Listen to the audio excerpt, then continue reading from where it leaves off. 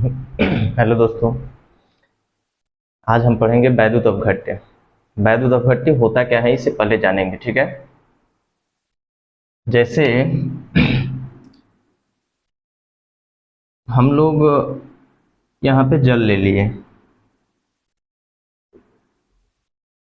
ये आपका जल है।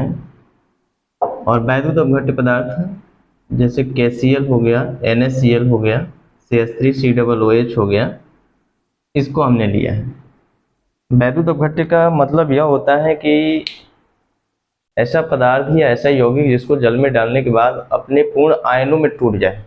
यानी कि जल में अगर हम KCl को डालते हैं इसमें, तो ये आपका K प्लस और Cl माइनस में टूट जाएगा।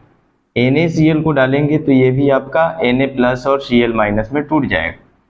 ऐसे पदार्थों को हम क्या कहते हैं? वैद्युत अपघट्य पदार्थ। CH3COOH को डालेंगे तो CH3COO minus plus H plus में टूट जाएगा। यानी कि ऐसा पदार्थ जिसको जल में डालने के बाद वह अपने आयनों में टूट जाए, उसे हम कहेंगे वैद्युत अपघट्य पदार्थ। अब ये वैद्युत अपघट्य पदार्थ दो प्रकार के होते हैं, एक होता है प्रबल वैद्युत अपघट्य पदार्थ और दूसरा होता है दुर्बल वैद्युत अपघट्य पदार्थ। प्रबल का मतलब और दुर्बल का मतलब समझ लीजिए। प्रबल वैद्युत अपघट्य,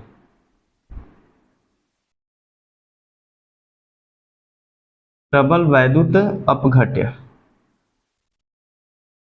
और एक होता है आपका दुर्बल वैद्युत अपघट्य।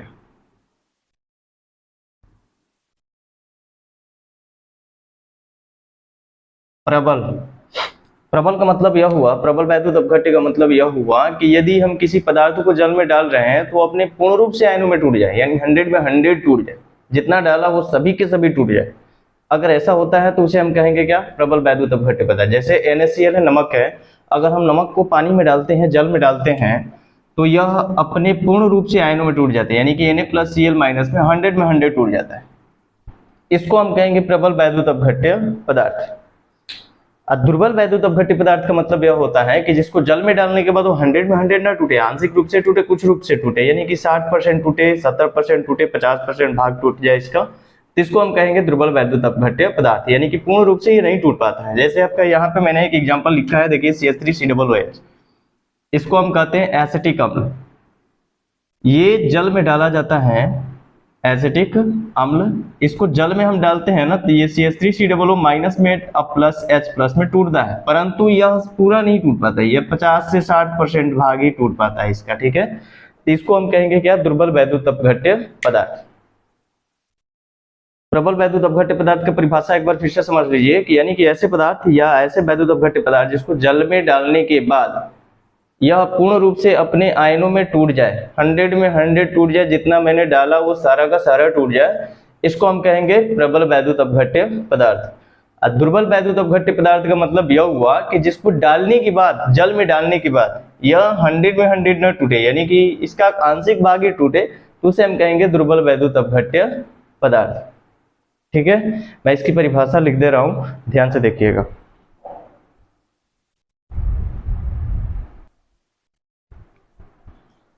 अब देख सकते हैं मैंने बोर्ड पे लिख दिया है, वैद्युत अपघट्य पदार्थ वे पदार्थ जिसको जल में डालने पर यह अपने आयनों में टूट जाता है, तो इसे वैद्युत अपघट्य पदार्थ कहते हैं। यह दो प्रकार का होता है, प्रबल वैद्युत अपघट्य पदार्थ और दुर्बल वैद्युत अपघट्य पदार्थ। दोनों का परिभाषा मैंने लिख दिया और एग्जाम्पल भी लिख दिया है। अब हम लोग पढ़ेंगे प्रबल वैद्युत अपघटन की चालकता पर सांद्रता या तनुता का प्रभाव, ठीक है।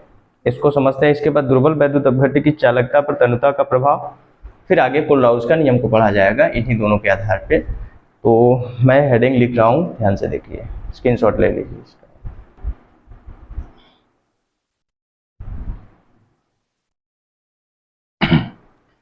प्रबल विद्युत अपघट्य की चालकता पर सांद्रता या तनुता का प्रभाव, इसको हम ग्राफ द्वारा समझते हैं। जैसे ये मैंने ग्राफ बनाया है, ठीक है, ये सांद्रता के लिए है और ये मोलर चालकता के लिए है, लैम्डा m, ठीक है। ध्यान से देखिएगा, अगर हम ये KCl के लिए ले रहे हैं, KCl के लिए है ये, ठीक है। यानी कि हमने जो वैद्युत अपघट्य पदार्थ मिलाया है वो KCl मिलाया है, यानी सांद्रता को हम कम कर दें, सांद्रता को कम करें, जितना कम करेंगे मोलर चालकता का मान बढ़ता जाएगा। यानी कि मान लेते हैं किसी बिंदु पर यहाँ पे ले लेते हैं, और ये मान हो गया इसका, और आगे लेंगे, यानी कि सांद्रता को कम कर रहे हैं। तो देखिए ये बढ़ता जा रहा है, बढ़ता जा रहा है, पहले ये था, अब ये हो गया।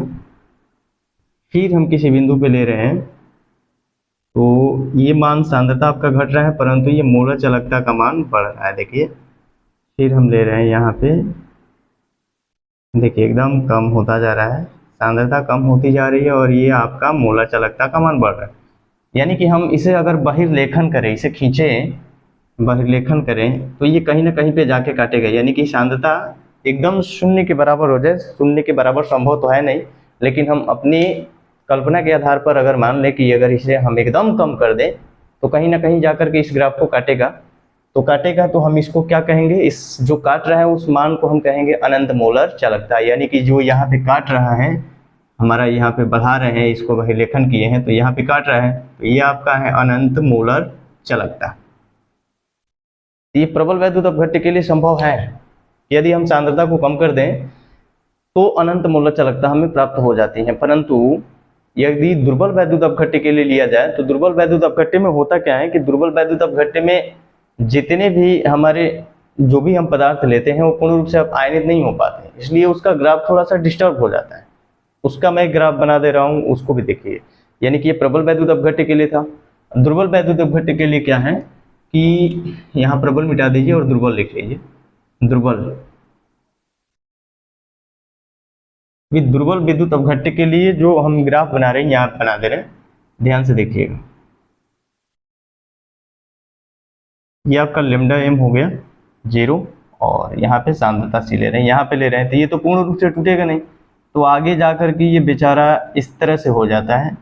यानी कि ये इस तरह से घूमता चला जाएगा। यानी कि हम इसे आसानी से सांद्रता यहाँ पे तो कम कर रहे हैं, ठीक है, यहाँ तक भी कम है, ठीक है, कोई बात नहीं, लेकिन आगे जाकर ये क्या हो जा रहा है, घूम जा रहा है। अब इसे हम इस ग्राफ द्वारा अनंत मोलर चालकता है, यानी कि इस ग्राफ को हम बहिर्लेखन करके काट नहीं सकते। समझ में आया? अगर हम इसको मिलाएं तो देखिए ये इस तरह से चला जाएगा, ये कहीं काटेगा नहीं। ये दुर्बल वैद्युत अपघट्य के लिए यही कारण होता है। इसी को प्राप्त करने के लिए कोलराउस ने एक नियम दिया। इस कोलराउस के नियम की सहायता से हम दुर्बल वैद्युत अपघट्य के मान को आसानी से ज्ञात कर सकते हैं। यानी कि प्रबल वैद्युत अपघट्य की सहायता से हम दुर्बल वैद्युत अपघट्य के अनंत मोलर चालकता को आसानी से ज्ञात कर सकते हैं। ये दुर्बल वैद्युत अपघट्य के लिए है, ठीक है। ध्यान से देखिएगा इन दोनों में, इसका बहिर्लेखन करने के बाद अनंत मोलर चालकता, यानी कहीं ना कहीं ग्राफ पे ये काटेगी तो हमें प्राप्त हो जाता है, परंतु इसके लिए संभव नहीं हो पाता है। इसी को प्राप्त करने के लिए कोलराउस ने एक नियम दिया, जो कि मैं आपको अगले वीडियो में बताऊंगा कि कोलराउस का नियम क्या होता है। धन्यवाद।